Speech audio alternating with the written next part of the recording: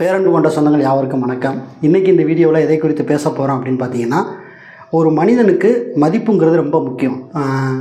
பெரும்பாலும் நீங்கள் உங்கள் வீட்டிலையோ அல்லது உறவினர் மத்தியிலையோ மதிப்பு இல்லாத இடத்துக்கு நீ போகாத, உனக்குன்னு ஒரு மதிப்பை நீ உருவாக்கிக்க, மதிப்பு இல்லாமல் இங்கே எதுவுமே கிடையாது, ஆகவே மதிக்கணும் அப்படின்னு சொல்லுவாங்க. அப்போ மதிப்பு அப்படிங்கிற ஒரு சொல்லுக்கு ஒரு மிகப்பெரிய ஒரு பவர் இருக்குது. இது மனிதனுக்கு மட்டுமல்ல, நம்ம வளர்க்கக்கூடிய மிருக ஜீவன்களுக்கு, நம்ம வாங்கக்கூடிய பொருட்களுக்கு எல்லாத்துக்குமே ஒரு மதிப்பு நிர்ணயம் என்று ஒன்று இருக்குது. அதே போல தான் நாம் குடியிருக்கக்கூடிய, நாம் விவசாயம் செய்யக்கூடிய, நாம் வாழக்கூடிய நிலங்களுக்கென்று மதிப்பு ஒன்று இருக்கிறது.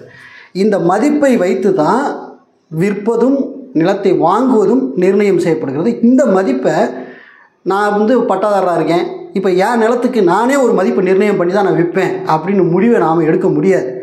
ஒவ்வொரு நிலத்திற்கும் ஒரு மதிப்பை அரசு நிர்ணயம் பண்ணுது. இந்த மதிப்பின்படி தான் அந்த லேண்டை விற்க வாங்க முடியும். அப்போ அரசு விதித்திருக்க அந்த மதிப்பின்படி தான் இன்றைக்கி நிலம் வாங்கல் விற்கல் பரிவர்த்தனை நடக்குதுங்கன்னா அது வேறு சாப்டர், அந்த சாப்டருக்கு நம்ம போகல. ஆனால் ஒவ்வொரு நிலத்திற்கும் பத்திரப்பதிவு பண்ணுறதுக்கு ஒரு அரசு ஒரு மதிப்பை நிர்ணயம் பண்ணுறாங்க. அந்த மதிப்பை ஒரு 4 வருடத்துக்கு ஒரு முறை, 5 வருடத்துக்கு ஒரு முறை திருத்தி அமைச்சிக்கிட்டே இருக்காங்க. அதுதான் ஒரு நிலத்திற்கான வழிகாட்டி மதிப்பு அப்படின்னு சொல்லுது. ஆங்கிலத்தில் கைடன் வேல்யூ அப்படின்னு சொல்லுவாங்க. ஸோ அந்த மதிப்பை குறித்து, அந்த நிலத்திற்கான மதிப்பை குறித்து அண்ணன் பரஞ்சோதி பாண்டியனே மிக அற்புதமாக பேசியிருந்தாங்க. இந்த வழிகாட்டி மதிப்பு, இது உயர்ந்தால் யாருக்கு லாபம் யாருக்கு நட்டம், குறைத்தா யாருக்கு லாபம் யாருக்கு நட்டம் அப்படிங்கிற விவரத்தை கிட்டத்தட்ட ஒரு 1.5 மணி நேரம் நேரலையில் அவருடைய முகநூல் பக்கத்தில் பதிஞ்சிருந்தார். அந்த வீடியோவை நான் பார்த்துட்டு எனக்கே என்ன சொல்கிறது அப்படின்னா, புதிய புதிய தகவல் கிடைச்சது. ஸோ அந்த வீடியோவை அண்ணனுடைய அனுமதியோடு நம்முடைய சேனலில் நேற்று பாகம் 1 நம்ம வெளியிட்டிருக்கிறோம். நிலத்தின் வழிகாட்டி மதிப்பு சம்மந்தமாக, அதாவது உயர்த்தப்பட்ட இந்த நிலத்தின் வழிகாட்டி மதிப்பு சம்மந்தமாக சாமானிய மக்கள் தெரிந்து கொள்ள வேண்டிய விஷயங்கள் அப்படின்னு சொல்லிட்டு ஒரு 3 தலைப்பில் அண்ணன் அந்த வீடியோவில் பேசியிருக்காங்க. நேற்று வழிகாட்டி மதிப்புனா என்ன அப்படிங்கிறத பேசியிருக்காங்க. கிட்டத்தட்ட ஒரு 35 நிமிடங்கள் அந்த வீடியோ. அந்த வீடியோவோட லிங்க்கு இந்த வீடியோக்குள்ள டிஸ்கிரிப்ஷனில் தரேன். எல்லாருமே கண்டிப்பாக நம்ம நிலம் வைத்திருக்கக்கூடிய அனைத்து நபர்களுமே முதல்ல இந்த வழிகாட்டி மதிப்பை குறித்து நம்ம தெரிஞ்சுக்கணும். அதுலேயும் குறிப்பாக பார்த்திங்கன்னா, இப்போ வழிகாட்டி வரைவை நம்முடைய அரசாங்கம் உருவாக்கியிருக்காங்க, திருத்தம் பண்ணி வெளியிட போகிறாங்க. அதற்கான வரைவு பட்டியலை உங்கள் தாலுகா அலுவலகம் முன்போ இல்லை உங்களுடைய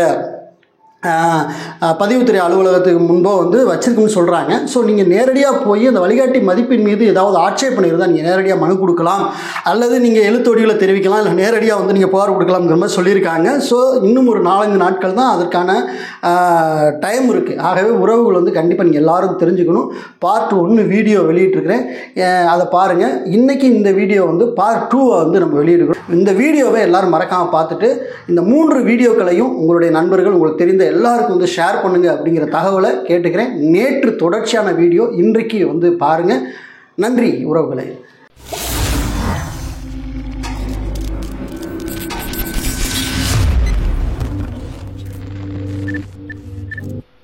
சார், இது மக்களுக்கு மட்டுமா பயன்? இது மக்களுக்கு மட்டுமா பயன்? அரசிற்கும் பயன். உண்மையான ஃபேர் வேல்யூவாக இருந்தால், உண்மையாக ஃபேர் வேல்யூவாக இருந்தால் இது அரசிற்கும் பயன். எப்படி அரசிற்கும் பயன்? எப்படி அரசிற்கும் பயன்? அதை நான் சொல்றேன், கேளுங்க. ஒரு முரண்பாடு இல்லாத வழிகாட்டி மதிப்பு இருந்தால், பத்திரப்பதிவில் ஒரு போய் அந்த இடம் 4000 ரூபா போகுது சதுர மீட்டர் அப்படின்னா, நீங்க இல்லைங்க அது நீங்க 4000 போட்டு தப்பு, அங்க 1000 ரூபா தான் இருக்குது அப்படின்னு நீங்க சொல்லி 1000 ரூபா நீங்க கேட்கலாம். 1000 ரூபா நீங்க கேட்குறீங்க. அப்போ பதிவு சட்டம் 47A இன் கீழ், பதிவு சட்டம் 47A இன் கீழ் நீங்கள் அவர்களுக்கு மனு கொடுத்து இதனை கட்டாயம் பதிங்க, நான் 1000 ரூபா தான் கட்டுவேன், 4000 கட்ட மாட்டேன் என்று நீங்கள் சொல்லும் பொழுது அவர்கள் அதனை பதிந்து கொள்வார்கள். பதிந்துவிட்டு பத்திரத்தை நிலுவையில் வைப்பார்கள்.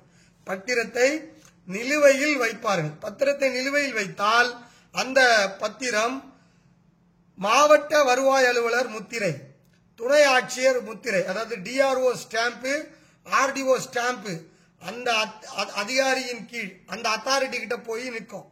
அங்கே உங்களுக்கும் அவருக்கும் வாதம் நடக்கும்.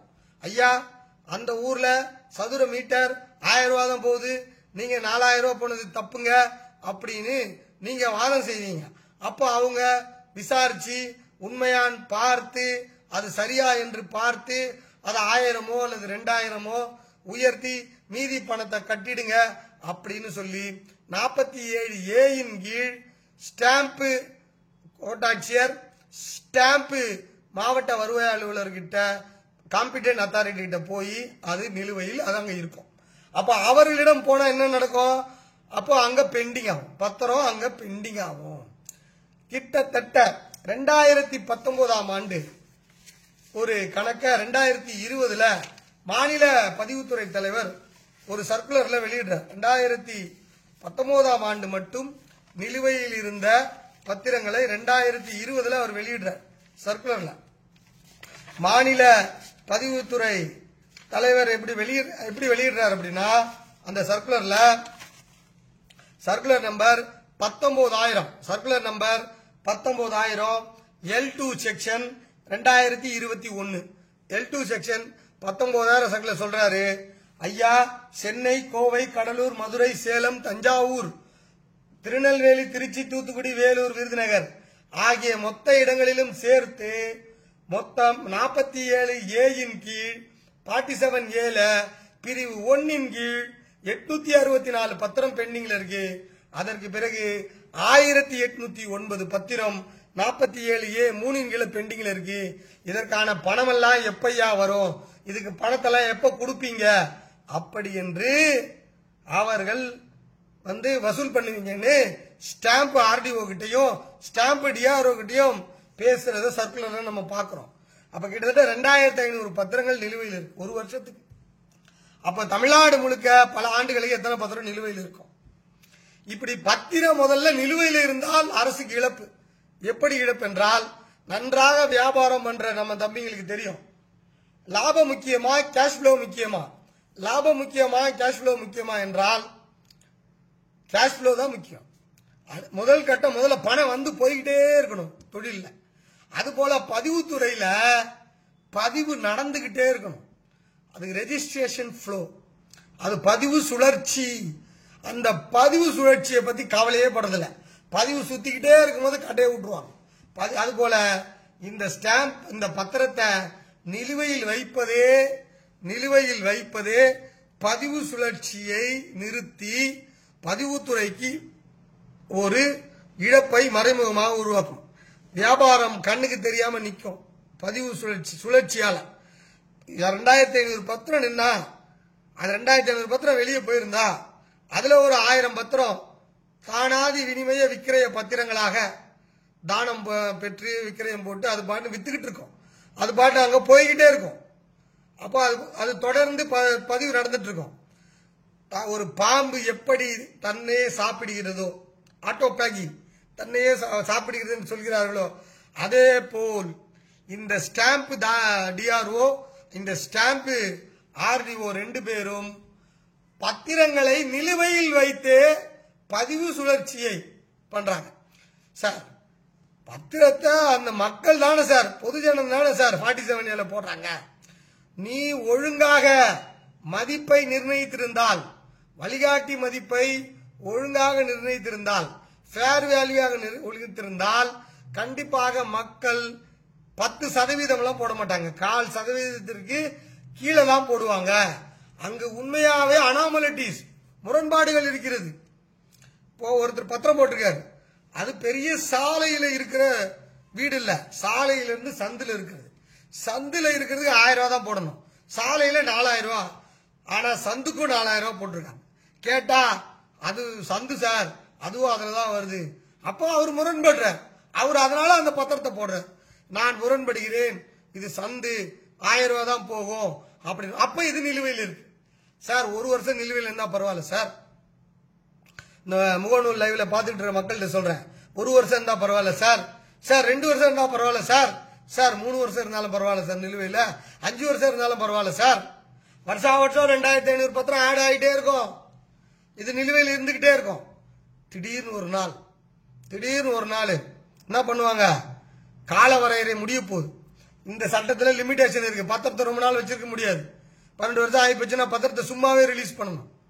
அதனால மக்களும் போட்டுட்டு கம்முன்னு உட்காந்துருப்பாங்க, நான் விற்காத சொத்துன்ட்டு. அப்போ லிமிடேஷன் வருது, லிமிடேஷன் வந்தா எல்லாத்தையும் கொடுத்து விட்டுறாங்க. அப்ப வசூல் பண்ணல தானே, வசூல் பண்ணாம விட்டோம் தானே. அப்ப அந்த இடத்துல வந்து அரசுக்கு வருவாய் இழப்பு ஏற்படுகிறது அல்லவா, வருவாய் இழப்பு ஏற்படுகிறது. அப்புறம் சமாதான திட்டம்னு ஒன்று போடுறோம். பேசி முடிவு எடுத்துக்கலாம், வாங்க 5ல் ஒரு பங்கு கொடுத்துட்டு வாங்கிட்டு போங்க, 3ல் ஒரு பங்கு. எதுக்கு? அப்போ அதாவது 47A கீழ் பத்திரம் முரண்பாடா வழிகாட்டி மதிப்பு இருக்குது. அதனால 47A அதிக பத்திரம் போடுறோம். அதனால நிலுவையில் நிறைய இருக்கு.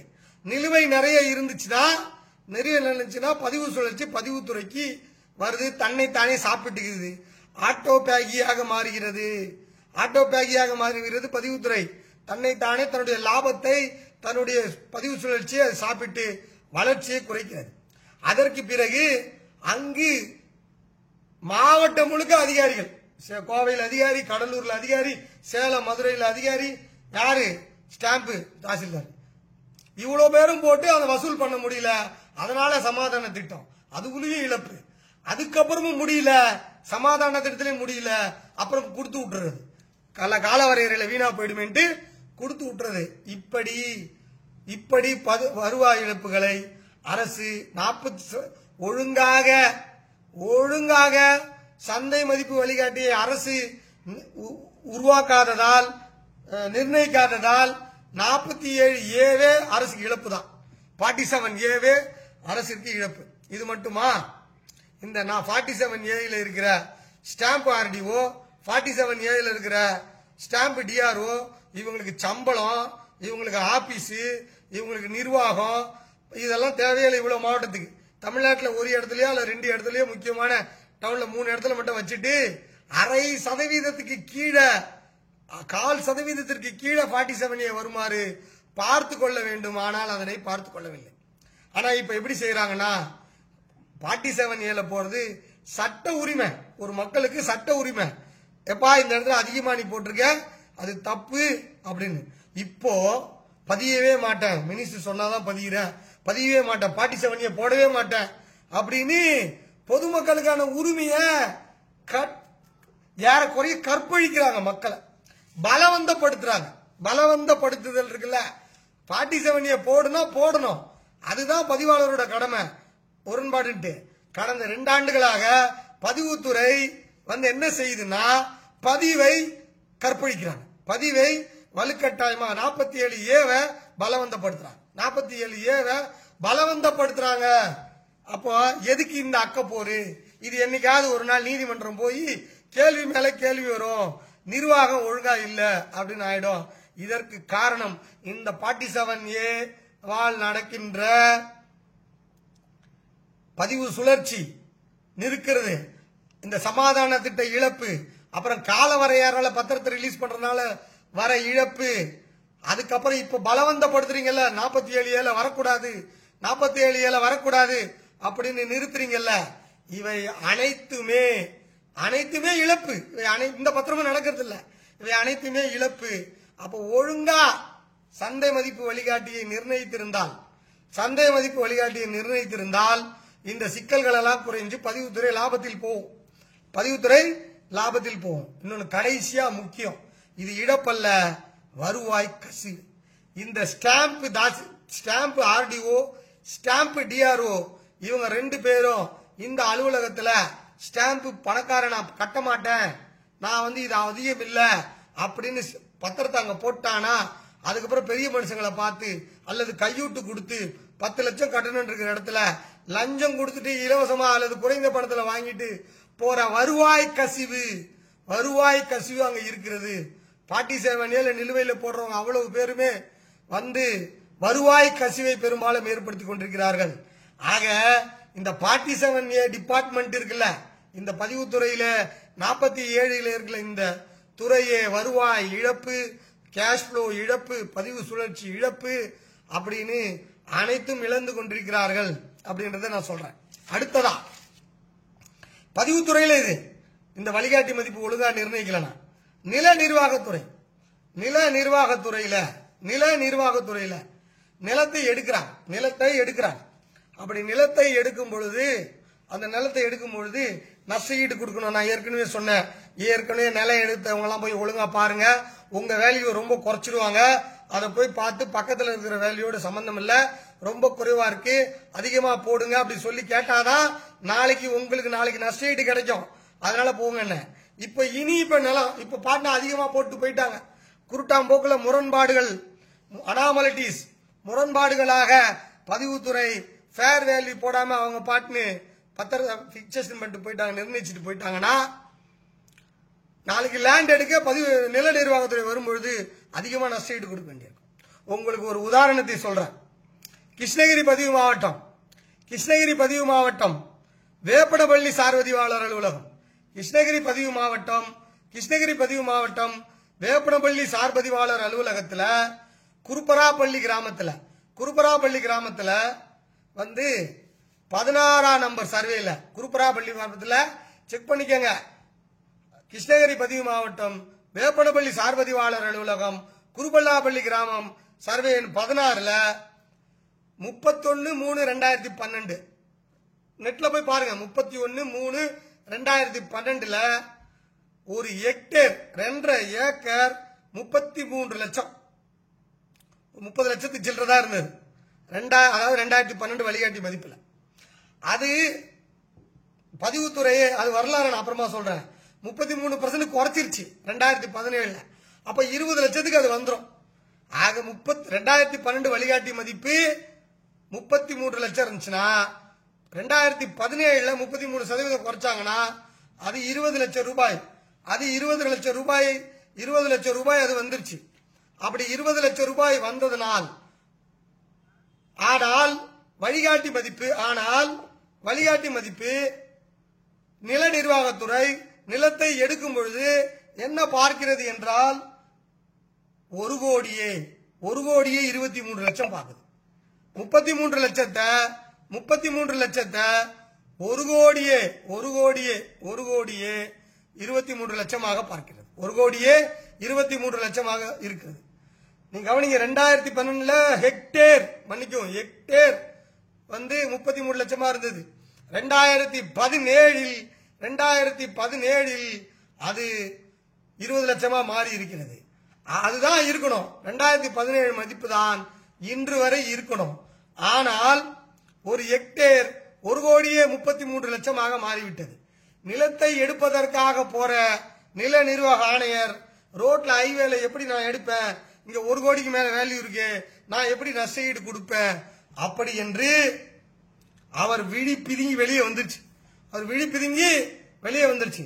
அவர் பதிவுத்துறை தலைவருக்கு என்னையா பண்ணிட்டு இருக்கீங்க, என்ன வழிகாட்டி மதிப்பை போட்டிருக்கீங்க, நாட்டுக்கு நஷ்டத்தை ஏற்படுத்தி கொண்டிருக்கிறீங்க அப்படின்னு சொல்லி அவர் லெட்டர் அனுப்புறார்.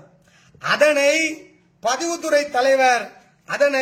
பதிவுத்துறை தலைவர் சுற்றறிக்கை எண் 37/5 L1 செக்ஷன் 2018ல அந்த கிருஷ்ணகிரி மாவட்ட பதிவாளர் கேட்கிறார். பதிவுத்துறை அப்ப நீங்க பாருங்க, நல்லா நீங்க பாருங்க, இது சட்ட அந்தஸ்து ஆயிப்போச்சு. இது வழிகாட்டி மதிப்பு சட்ட அந்தஸ்து ஆயிப்போச்சு.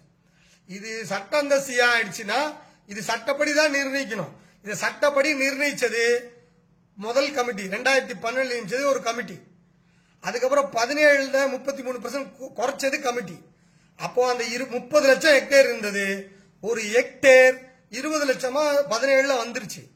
அதுக்கப்புறம் கமிட்டி போட்டு தான், நன்றாக ஞாபகம் வச்சுக்கோங்க, கமிட்டி போட்டு தான் 1 கோடியே 33 லட்சம் அங்க போடணும். கமிட்டி போட்டு தான் போடணும்.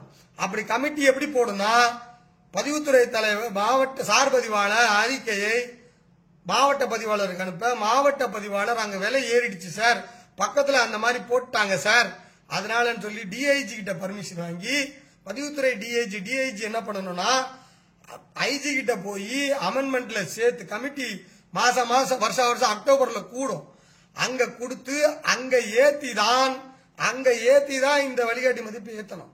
அப்படிப்பட்ட உத்தரவே அங்க இல்ல. சார்பதிவாளரே பக்கத்துல என்ன மதிப்பு போகுதோ அந்த மதிப்பை பேனால இவங்களே எழுதியிருக்காங்க. பேனால இவங்களே எழுதி முத்திரைத்தாள் வசூலிப்பதற்காக வருகின்றவர்களுக்கெல்லாம் வருகின்றவர்களுக்கெல்லாம் முத்திரை மக்கள்கிட்ட வாங்கணும்ட்டு சட்டத்திற்கு விரோதமாக எழுதியிருக்கிறாங்க. அதனை டிஸ்கஸ் செய்யறாரு தன்னுடைய சர்க்குலர்ல. பொய் சொல்ல, சும்மா அடிச்சு விடல. சர்க்குலர் நம்பர் சொல்ற 37/5/L1/2018. அப்ப நீங்க புரிஞ்சுக்கங்க, வழிகாட்டி மதிப்பை ஃபேர் வேல்யூவாக சரியான மதிப்பாக நிர்ணயித்தால் சாமானியனுக்கு லாபம், சாதாரண பொதுமக்களுக்கு லாபம், சாதாரண பொதுஜனங்களுக்கு லாபம், அல்லது சொத்து வச்சிருக்கிறவங்களுக்கு அனைவருக்கும் லாபம், புறம்போக்கு நிலத்தில் இருக்கிறவனுக்கு லாபம். நாளைக்கு பட்டா வேணும்னு கேட்டா இதன் அடிப்படையில தான் நாளைக்கு வழிகாட்டி மதிப்பு நிர்ணயிப்பாங்க. இதன் அடிப்படையில் தான் பணம் கொடுக்கணும், பணம் கட்டணும். அப்போ மக்களுக்கும் லாபம், அரசுக்கும் இது லாபம். இதெல்லாம் இருந்தா மட்டும்தான் பதிவுத்துறை நல்லா வரும். அப்போ வழிகாட்டி மதிப்பை முரண்பாடு இல்லாமல் நிர்ணயிப்பது பதிவுத்துறை லட்சியம் அல்ல. இது நம்ம நாடு, இது நம்ம தேசம், இது நம்ம மக்கள், இது நமது உரிமை, நம்ம நாட்டை நடத்துவது. அதனால இது நம்ம கடமை.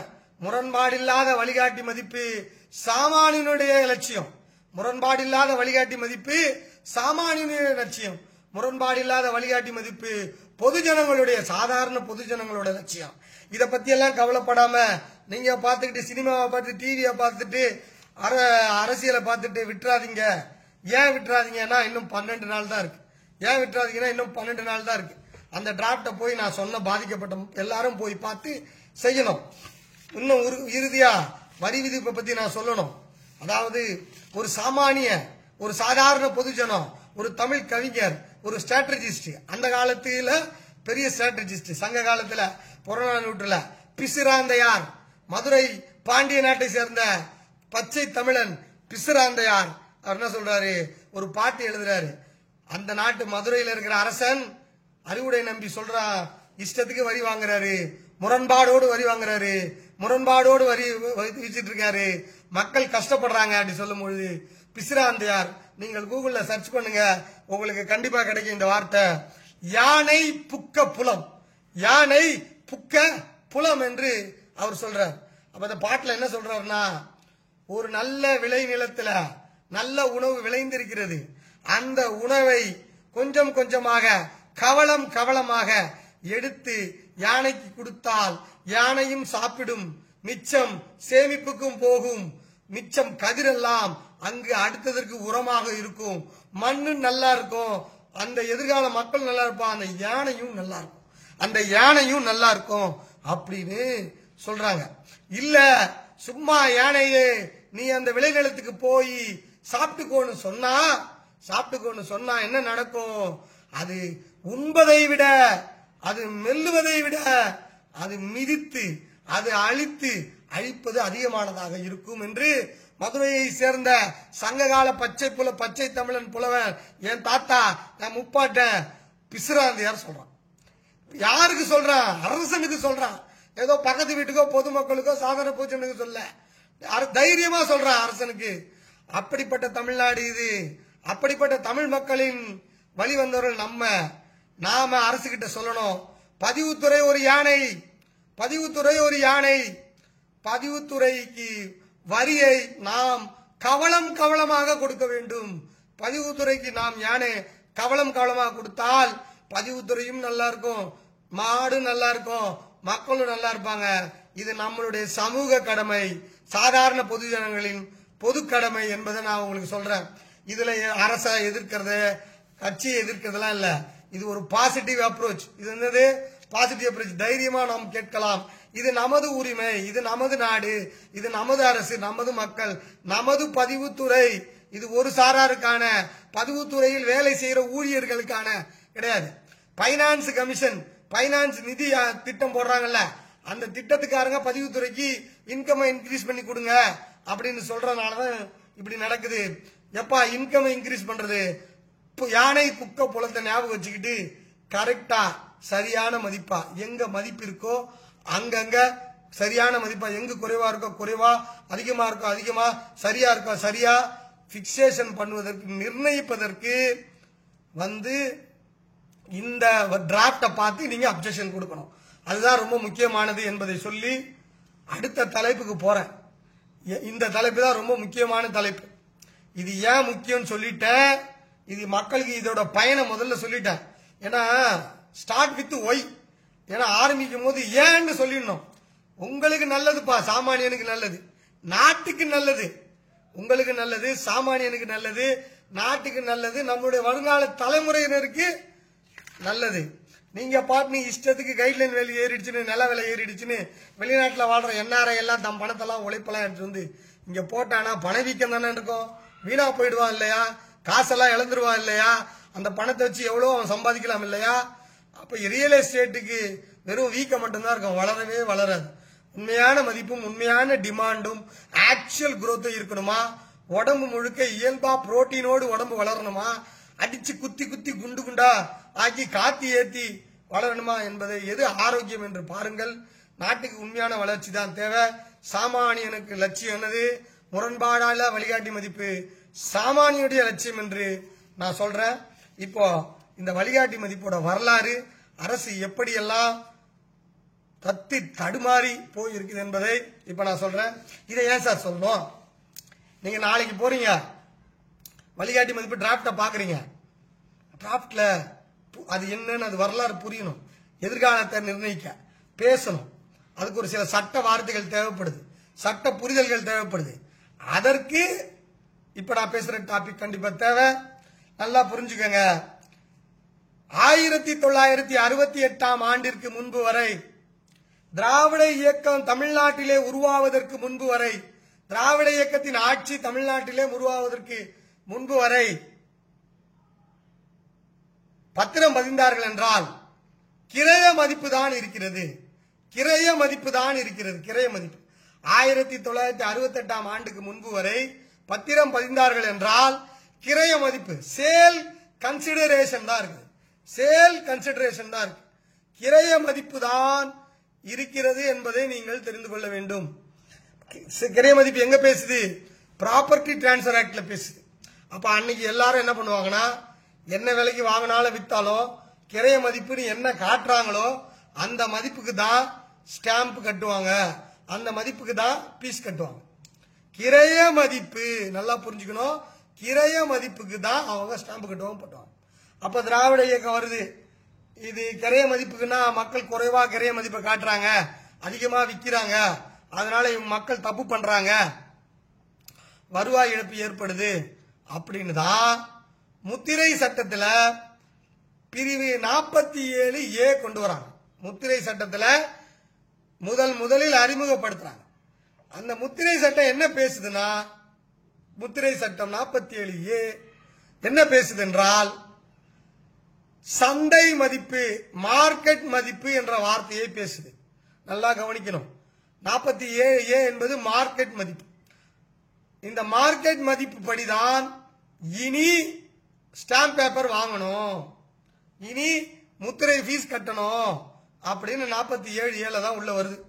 அப்ப அதற்கு முன்னாடி வரைக்கும் கிரய மதிப்பு தான் பேசப்பட்டது. அப்போ கிரய மதிப்பு என்ற காலாவதியாகி மார்க்கெட் மதிப்புன்னு ஒன்னு 47A சட்டத்துல 1968 வந்தது. அப்படி 1968 47A உள்ள நுழைச்சதுக்கு பிறகு, 68 உள்ள நுழைச்சதுக்கு பிறகு 70களில் உயர் நீதிமன்றம் போய் மக்கள் ஐயா மார்க்கெட் மதிப்புன்றதே ஒரு பொய், அது ஒரு அம்பக்கு பொய் சொல்றாங்க, கிரய மதிப்பு தான் சட்டத்தில் இருக்கு, அதனால இது தப்பு, இதை ரத்து பண்ணுங்க, முத்திரை சட்டத்துல 47A ரத்து பண்ணுங்கன்னு நீதிமன்றத்தில் போய் மக்கள் ஜெயிச்சிடுறாங்க. மக்கள் 72ல ஜெயிச்சிடுறாங்க. 72ல ஜெயிச்சதுக்கு பிறகு மறுபடியும் மார்க்கெட் மதிப்புக்கு தான் வருது அரசு. மறுபடியும் மார்க்கெட் மதிப்புக்கு தான் வந்தது. இது மார்க்கெட் மதிப்பு இல்ல, மறுபடியும் கிரய மதிப்புக்கு தான் வருது. அப்ப 72ல இருந்து ஒரு 80 வரைக்கும் மக்கள் மறுபடியும் கிரய மதிப்புக்கே கட்டுறாங்க, கிரய மதிப்பே கட்டுறாங்க. அதற்கு பிறகு 1978ல பதிவுத்துறை அப்பீலுக்கு போய் அந்த ரிட்டை ஜெயிக்குது. ஐயா மார்க்கெட் மதிப்புன்னு ஒன்னு இருக்கு, சட்டத்தெல்லாம் கொஞ்சம் கரெக்ஷன் பண்ணி மார்க்கெட் மதிப்புன்னு ஒன்னு இருக்குது அப்படின்னு சொல்லி அதுக்கு சட்ட அந்தஸ்து, நீதிமன்ற பாதுகாப்பு தீர்ப்புகளையும் பாதுகாப்பாக உருவாக்கி கொண்டு உள்ளது.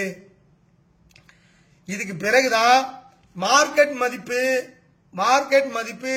47A செக்ஷன்ல சட்டப்படி 78க்கு பிறகுதான் ஒரு தைரியமா அது இருக்குது. அதுக்கப்புறம் மார்க்கெட் மதிப்பு எவ்வளவு அப்படின்னு நம்மளுக்கு சர்ச்சை வருதா இல்லையா? சாதாரண பொதுஜனத்துக்கும் பதிவுத்துறைக்கும் நீ சொல்றது மார்க்கெட் மதிப்பு கிடையாதுயா, நான் சொல்றது மார்க்கெட் பத்தியா, நீ சொல்றதும் கிடையாதுயா, நீயா நானா இப்படின்னு போட்டி வருது. இப்படி போட்டி வர்றதுனால அந்தந்த ஊர்ல ஏற்கனவே நடந்த பத்திரம், ஏற்கனவே நடந்த பதிவு விவரம் இதெல்லாம் ஆய்வு செய்து அந்த இடத்துலதான் ஒரு கைட்லைன் வேல்யூன்னு ஒன்னு உருவாக்குறாங்க. அப்ப கைட்லைன் வேல்யூ வரலாறு என்னன்னா, கைட்லைன் வேல்யூ முத்திரை சட்டத்துல கிடையாது. முத்திரை சட்டத்துல மார்க்கெட் மதிப்பு தான் இருக்கிறது. அதற்கு முன்னாடி ப்ராப்பர்ட்டி டிரான்ஸ்பர் ஆக்ட்ல கிரய மதிப்பு தான் இருக்கிறது. அப்போ நன்றாக புரிந்து கொள்ள வேண்டியது என்னவென்றால், இந்த கைட்லைன் வேல்யூவை 80ஆம் ஆண்டு தான் உருவாக்குறாங்க. ஏன்னா 78ல இதுக்கு சட்டம் வந்ததுக்கு பிறகு, சர்ச்சை நீதிமன்ற தீர்ப்பு ஆதரவு வந்த பிறகு இனி சண்டை வருது. அப்போ ஒரு 2 மினிமம் கேரண்டி வருது இல்ல. ஒரு ரஜினி படம்னா இந்த ரேட்டு வாங்கலாம், விஜயகாந்த் படம்னா இந்த ரேட்டு வாங்கலாம். ஏற்கனவே ஓடின படங்களுடைய இதை வச்சு இவ்வளவு ரசிகர் மன்றம் இருக்கு, இவ்வளவு அடிக்கடி அரசியலுக்கு வரன்னு மக்களை சூடா வச்சு நிறைய அடிக்டுகளை உருவாக்கி வச்சிருக்கிறாரு. அங்கங்க அன்னதானம் தையல் மிஷின் கொடுத்து மக்களுக்கு கட்டுப்பாட்டில் வச்சிருக்காரு. இதெல்லாம் அவங்களுடைய சந்தை மதிப்பை உயர்த்துவதற்கு செஞ்சிருக்காங்கல்ல. அப்ப சினிமா விநியோகஸ்தர்கள் எல்லாம் அதெல்லாம் ஒரு பேராமீட்டரா எடுத்து மார்க்கெட்டை எஸ்டாப்ளிஷ் பண்றதுக்கு அந்த பாக்குறாங்கல்ல. அது போலத்தான் ஏற்கனவே நடந்த பதிவு விவரங்கள் இந்த தகவல்கள்லாம் எடுத்து ஒரு வழிகாட்டி மதிப்பை உருவாக்குறாங்க. அது சட்டப்படியான வேல்யூ கிடையாது. சர்ச்சை என்னைக்கு வருதோ இதுதான் மார்க்கெட் மதிப்புன்னு ஒரு மக்கள் ஒத்துக்கிட்டானா ஓகே. மக்கள் ஒத்துக்கல, அப்போ டிஆர்ஓ முத்திரை ஆர்டிஓ முத்திரை கிட்ட பஞ்சாயத்து போகுது. அப்பதான் இவங்களுக்கு வழிகாட்டி மதிப்பு தேவை, அப்பதான் இவர்களுக்கு வழிகாட்டி மதிப்பு தேவை. அப்போ அது ஒரு எக்ஸிகியூட்டிவ் ஆர்டர். அது அந்த வழிகாட்டி மதிப்பு ஒரு ரெஃபரன்ஸ் தான். அதையும் பார்த்துக்கிட்டு அதுக்கு மேலேயோ கீழேயோ பேசி முடிவு பண்ணுவதற்காக உருவாக்கப்பட்டது தான், மேலேயோ கீழே பேசி முடிவு பண்ணுவதற்காக உருவாக்கப்பட்டது தான் அந்த கைட்லைன் வேல்யூ. அது 80ல, அதுக்கு பிறகு 85ல 5 ஆண்டுக்கு பிறகு அதை மறுபடியும் கொஞ்சம் ரிவைஸ் பண்றாங்க. ரிவைஸ்னா போய் மக்கள்கிட்ட போய் உக்காந்து அதெல்லாம் பாக்குறது இல்ல. அப்படியே ஒரு 10% ஏத்துறது, ஒரு 15% அடிச்சு விடுற மாதிரி ஏத்துறது, அப்படி ஏத்துறது. அதே போல 90ல அதே போல 5 வருஷம் கழிச்சு இந்த வழிகாட்டி மதிப்பை ஏத்துறது. இது எதுவுமே முத்திரை சட்டம் 47ல வராது. பிரச்சனைன்னு வந்தா மட்டும்தான் அந்த கைட்லைன் மதிப்பு தேவை. அதுக்கப்புறம் என்ன நினைச்சாங்களோ தெரியல, 90ல இருந்து 91, 91ல இருந்து 92, 92ல இருந்து 93, 93ல இருந்து 94, 94ல இருந்து 95, 96ல இருந்து 97, 97ல 98, 2000, 2001 வரைக்கும் வருஷம் கமிட்டி போட்டு உக்காந்து ஏத்துறதே வேலையா பண்ணிட்டு இருந்தாங்க. அப்போர்டு ரிவிஷன் பண்ணிட்டு இருந்தாங்க. 2005ல இந்த கைட்லைன் வேல்யூ உண்மையாவே மார்க்கெட் வேல்யூ ஒத்து இருக்கணும்னு ஒரு சர்க்குலர் போட்டாங்க 2005ல. ஏன்னா மார்க்கெட் வேல்யூ குறைவா இருக்கு, அதிகமா இருக்கு, கைட்லைன் வேல்யூ குறைவா இருக்கு, அதனால நாம ஈக்குவலா இருக்கணும்லாம் போட்டு வேலை பார்த்து ஒரு கமிட்டி போட்டாங்க. மாநில அளவுல ஒரு கமிட்டி, மாவட்ட அளவுல ஒரு கமிட்டி போட்டு அதுக்கப்புறம் 2006ல ஒன்னு பிக்ஸ் பண்றாங்க. அதுக்கப்புறம் சட்ட விற்பனர்கள், முக்கியமா அறிவுஜீவிகள்லாம் போய் நீதிமன்றத்தில், ஐயா ப்ராப்பர்ட்டி டிரான்ஸ்பர் ஆக்ட்ல கிரைய மதிப்பு இருக்குது, முத்திரை சட்டத்தில் 47A மார்க்கெட் மதிப்பு இருக்கு, இவங்க ஒரு எக்ஸிகியூட்டிவ் ஆர்டரை போட்டுக்கிட்டு இதை வருஷம் ஏத்தி இதுக்கு ஒரு பதிவேடு வச்சு இதை ஆன்லைன்ல போட்டு இதை பேப்பர்ல போட்டு மக்கள் மனசுல இதுதான் கைட்லைன் வேல்யூ ஏறிட்டா சொத்து விலை ஏறிடுச்சு அப்படின்னு ஒரு யூகத்தெல்லாம் வச்சுக்கிட்டு இருக்காங்க ஐயா. இதுக்கு சட்ட அந்தஸ்து இல்லையா, இது செல்லாதுன்னு சொல்லுங்கன்னா செல்லாதுன்னு சொல்லிடுச்சு. 2006 செல்லாது அப்படின்னு சொல்லிடுச்சு. இது சட்டப்படியான இது கிடையாது, ஒரு எக்ஸிகியூட்டிவ் தான் அப்படின்ட்டு. அப்ப நிறைய பேர் விவரம் தெரிஞ்சவங்க, நான் கைட்லைன் வேலைக்கெல்லாம் பத்திரம் போட மாட்டேன், அதுக்கும் கம்மியா தான் பத்திரம் போடுவேன் அப்படின்னு சொல்லி போய் அடுத்தடுத்து வந்து முத்திரை தாள்களை குறைச்சு கட்டுற வேலையை பார்த்தாங்க. அதற்கு பிறகு அரசு விழித்துக் கொண்டு இந்த வழிகாட்டி மதிப்புக்கு ஒரு பேர் வைக்கிறாங்க. அந்த பேர் தான் சந்தை மதிப்பு வழிகாட்டி. மார்க்கெட் வேல்யூ 47A இருக்கு. 47A மார்க்கெட் வேல்யூன்ற வார்த்தை இருக்கு. இப்போ மார்க்கெட் வேல்யூ கைட்லைன் அத இப்போ உருவாக்குறாங்க. அந்த சட்டத்துக்கு பேரு முத்திரை சட்டம் 47AA. அந்த சட்ட பேர் என்ன? 47AA என்று பெயர். 47A சந்தை மதிப்பை பத்தி பேசுது, 47AA சந்தை மதிப்பு வழிகாட்டியை பத்தி பேசுது. அப்படி என்பதை நாம் புரிந்து கொள்ள வேண்டும். இந்த 47AA என்ன சொல்றாங்கன்னா, சந்தை வழிகாட்டி மதிப்பு இதுதான். இதை நிர்ணயிக்கணும்னா மாநில பதிவுத்துறை தலைவர் ஒரு கமிட்டி போடணும், மாவட்ட அளவில் ஒரு கமிட்டி இருக்கணும். அந்த கமிட்டிங்க தான் தமிழ்நாடு முழுக்கவோ அல்லது ஒரு பகுதியிலேயோ எங்கேயோ அவர்கள்தான் இந்த கைட்லைன் வேல்யூவை, மார்க்கெட் வேல்யூ கைட்லைனை நிர்ணயிக்க வேண்டும் என்று சொல்கிறது. அந்த வார்த்தை எங்க இருக்கு? 47AA இருக்கு. இந்த 47AA சட்டத்துக்கு ஒரு 7 விதிகள் இருக்கு. அந்த 7 விதிகள்ல நாலாவது விதி என்ன சொல்லுது அப்படின்னா, the receiving objections and suggestions from the public in compliance with the rules of transparency and the rules of natural justice. பொதுமக்களிடம் அப்ஜெக்ஷனையும் சஜஷனையும் வாங்க வேண்டும் என்று இந்த 47AA நாலாவது ரூல் சொல்கிறது. 47AA ரூல்ஸ் போட்டிருக்காங்க. 7 ரூல்ல நாலாவது ரூல் சொல்லுது.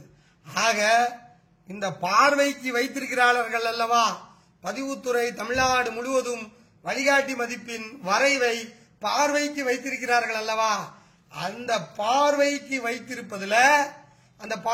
வைத்திருப்பதுல நீங்கள் சாமானியனிலிருந்து எல்லாரும் போய் பார்க்கலாம்.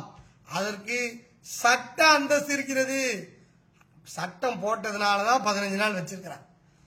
அந்த சட்டத்துல உங்களுக்கு போட்டனால 5 நாள் வச்சிருக்காங்க. ஆக்சுவலா தமிழ்நாடு முழுக்க 3 மாசமாவது வைக்கணும். ஆனா அவர்கள் கடமைக்காக அவசரப்பட்டு செய்கிறார்களோ என்ற எண்ணம் இருப்பதால் இந்த 15 நாள் இது நம்ம கண்ட்ரோல்ல இருக்கு. கண்ட்ரோல் ஒரு நல்ல வெற்றிகரமான சமூக மக்கள் கண்ட்ரோலபிள்ல வேலை செய்வாங்க. அன்கண்ட்ரோல் எல்லாம் வேலை செஞ்சுட்டு இருக்க மாட்டான். கண்ட்ரோலபிள்ல வேலை செஞ்சா அன்கண்ட்ரோல் தானா மாறிடும். இப்போ மக்களிடம் இந்த 15 நாள் இந்த பிடி இருக்கிறது. அதனால் சாமானிய மக்களே, இது வரைக்கும் இந்த பதிவுத்துறை வரலாறு சொன்ன, சட்டம் சொன்ன, 47A என்ன, சந்தை மதிப்புனா என்ன, மார்க்கெட் வேல்யூ கைட்லைன் MVGனா என்ன, இப்போ அந்த வரைவு வைத்திருக்கிறார்களே அது நமக்கு 4வது ரூல்ஸ்ல இருக்குது அப்படின்ற விவரங்களை நான் உங்களுக்கு சொல்லி இருக்கிறேன். அதனால் இதனை நீங்க பயன்படுத்திக் கொள்ள வேண்டும். சரி சார், நீங்க சொன்னதெல்லாம் கரெக்டானே, நான் போய் பார்க்கிறேன். என்ன சார் போய் பார்க்கணும், என்ன பார்க்கணும் அப்படின்றதான் இப்ப நான் சொல்றேன். என்ன பார்க்க வேண்டும்? புக்கை எடுத்து பாருங்க, அல்ல அந்த இடத்த எடுத்து பாருங்க. எடுத்து பார்த்து சந்தை வழிகாட்டி மதிப்பிற்கும் வெளியில் நிலவும் மதிப்பிற்கும் சம்பந்தம் இல்லாமல் இருக்கிறதா என்று கண்டிப்பாக பார்க்க வேண்டும். அதே போல உங்கள் கிராமத்தின் மிக குறைந்த மதிப்பு என்ன, உங்க கிராமத்தின் மிக அதிகமான மதிப்பு என்ன, உங்கள் நகரத்தின் மிக குறைந்த மதிப்பு என்ன, அதிகமான மதிப்பு என்ன, கண்டிப்பாக பாருங்க. இதே போல ஒரு நகரம், கோவையிலே ஒரு நகரம் இருக்கிறது, அதே போல திருநெல்வேலியில இருக்கு. அந்த ஊர்ல என்ன இருக்கு, குறைந்தது அதிகமானது என்று ஒப்புமைப்படுத்தி பார்த்து கொள்ளுங்கள், கம்பேர் பண்ணுங்க. அடுத்தது நகராட்சி அலுவலகம் போங்க, மாநகராட்சி வெப்சைட் போங்க, அல்ல அவங்ககிட்ட போங்க.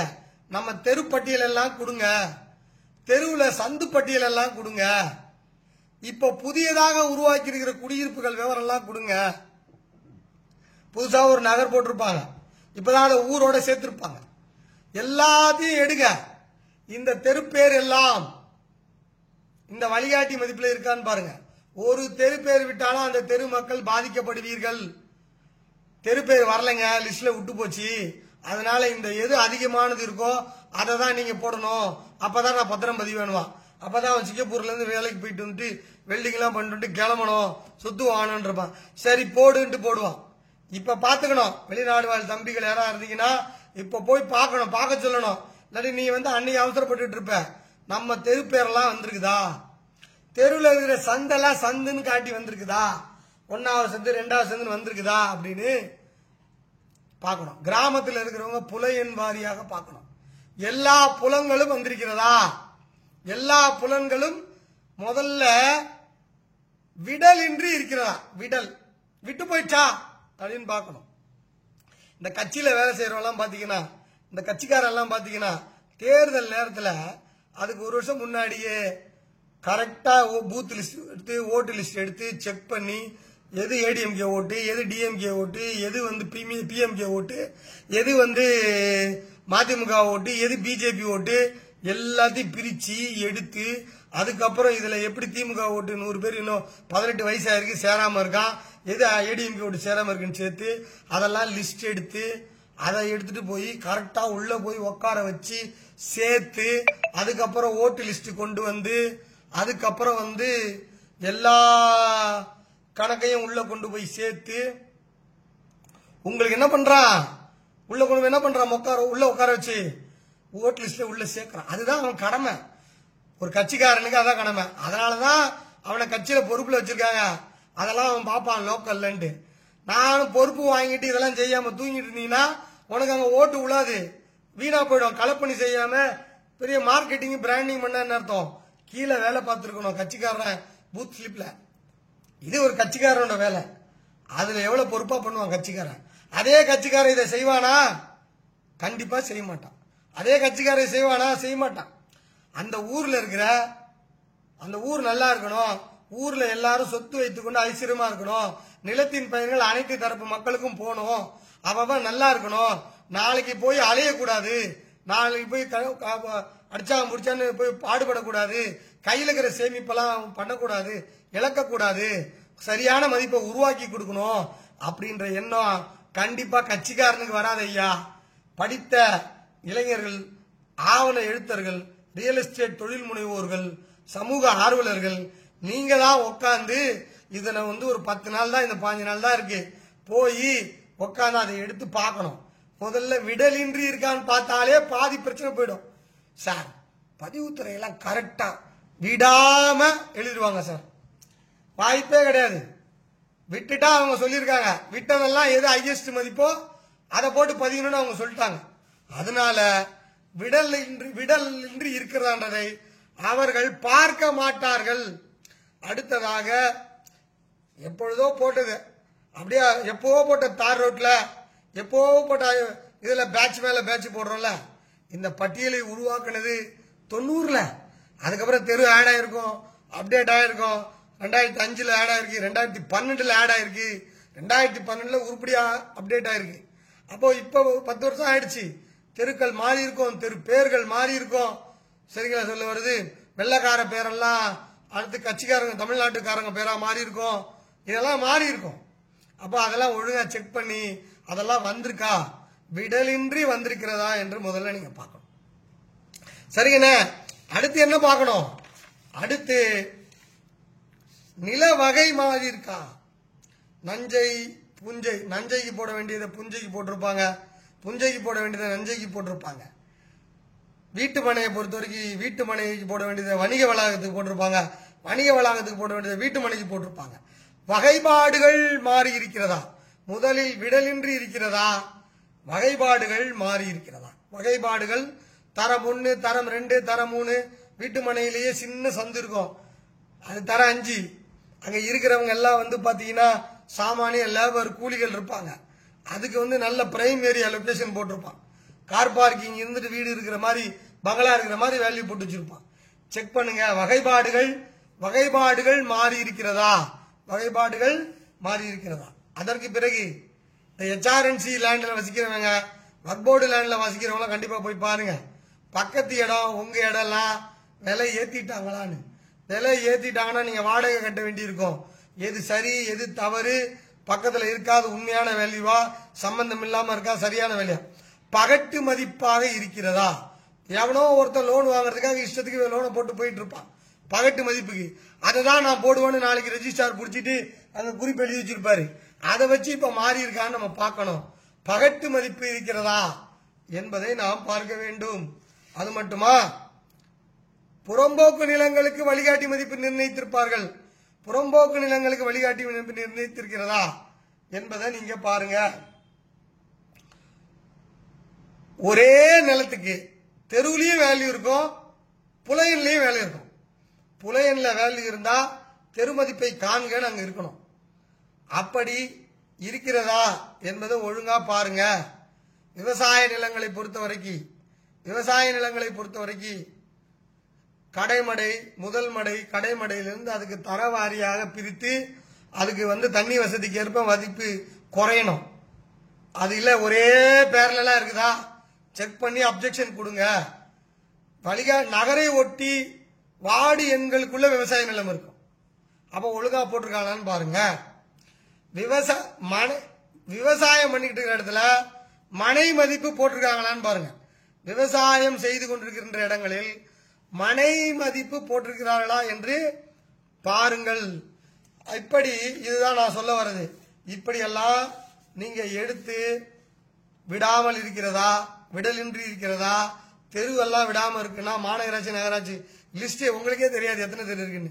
லிஸ்ட் வாங்கி பார்த்து அதன்படி இருக்கிறதா, வகைப்பாடுகள் எல்லாம் சரியா இருக்கிறதா, சாலையோரம் இருக்கிற நிலத்துக்கு மதிப்பு எப்படி, அதற்கு அடுத்தது மதிப்பு எப்படி, அதுக்கு அடுத்தது மதிப்பு எப்படி, அதுக்கப்புறம் பாசன வசதி மதிப்பு எப்படி என்பதையெல்லாம் நீங்கள் பார்த்து நீங்கள் அதற்கு ஏற்றவாறு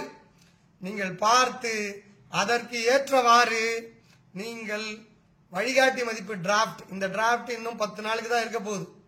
என்னுடைய சமூக கடமை, தொழில் செய்தாலும் சம்பாதித்தாலும் என் தொழிலிலே என் சாமானிய மக்கள் பாதிக்கப்படக்கூடாது என்ற சமூக கடமைக்காக இப்பொழுது இதனை நான் சொல்லிட்டேன். எனவே நீங்கள் கண்டிப்பாக இதை பார்க்கிறவங்க கண்டிப்பாக நாளை உங்களுடைய வழிகாட்டி மதிப்பு, உங்க வீட்டினுடைய வழிகாட்டி மதிப்பு, உங்க தெருவுடைய வழிகாட்டி மதிப்பு, கிராமத்தினுடைய நகர் வழிகாட்டி மதிப்பை கண்டிப்பாக பரிசோதனை செய்யுங்கள். கண்டிப்பாக ஒரு 1000 2000 மனுக்களாவது, குறைந்தது ஒரு 5000 மனுக்களாக போகும்பொழுது நாம் அறிவித்தால் மக்கள் விழிப்புணர்வோடு இருக்கிறார்கள் என்ற விவரம் அவர்களுக்கு, அரசு இயந்திரத்திற்கு ஸ்ட்ராட்டஜி போடுகின்ற, திட்டம் வரை தயாரிக்கின்ற IAS ஆபீசர்களுக்கு தெரியும். சாதாரணமா இருக்கிறான். சாதாரணமா திருநெல்வேலி சங்கரகோயில் பக்கத்துல வடநத்தம்பட்டி கிராமத்துல ஒரு தம்பி இருக்காரு. அவர் ஒரு மனு போடுறாரு. அப்ப சாதாரணமா நாம சென்னையில தலைமைச் செயலகத்துல ஒரு சட்டம் போட்டா கிராமத்துக்காரன் எதிர்த்து மனு கொடுக்கறான்பா, அங்க இருக்கிற வீரசிகாமணி சார் பதிவு அலுவலகத்துல அப்படின்றதும் மாவட்ட பதிவாளரத்துல கொடுக்கறான்றது அவங்களுக்கு தெரியணும்.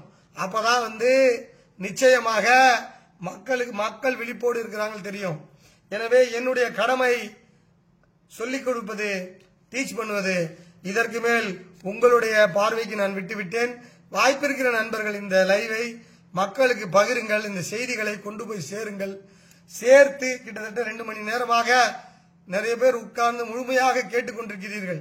அவர்களுக்கெல்லாம் என்னுடைய மனமார்ந்த நன்றியும் ஐ லவ் யூ சொல்லிக்கொண்டு இந்த லைவை முடித்துக் கொள்கின்றேன். நிலத்தின் பயன்கள் அனைத்து தரப்பு மக்களுக்கும் போய் சேர வேண்டும் என்ற லட்சிய பயணத்தில் உங்கள் பரஞ்சோதி பாண்டியன். நன்றி, வணக்கம்.